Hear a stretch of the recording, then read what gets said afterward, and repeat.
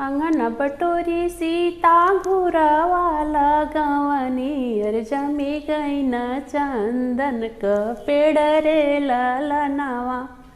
अरे जमी गई न चंदन क पेड़ रे ललनावा। चंदन कटाई राम डोलिया फनवन यर चला सीता हमारा के देश रे ललनावा। अरे चला सीता हमारा के देश रे ललनावा।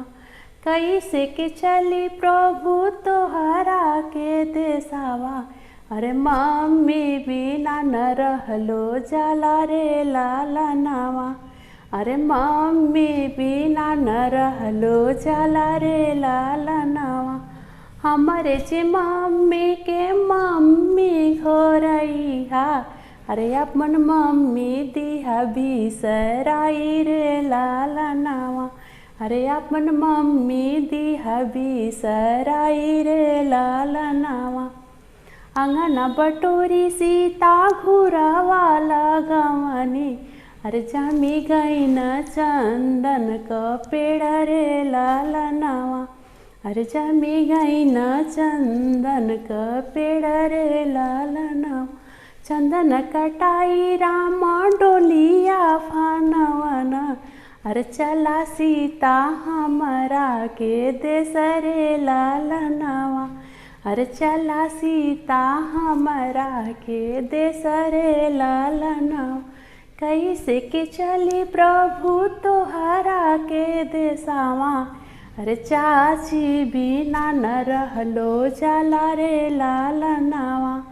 अरे चाची बिना न रहलो जाला रे ललनावा।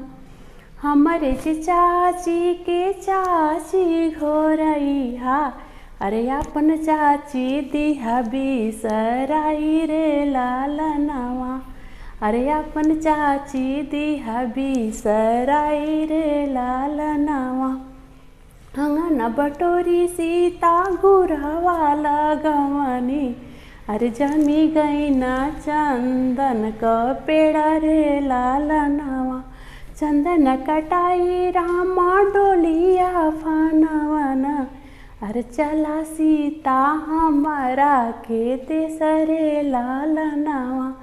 अरे चला सीता हमारा के देश रे ललनावा। कैसे के चली प्रभु तोहरा के देसावा।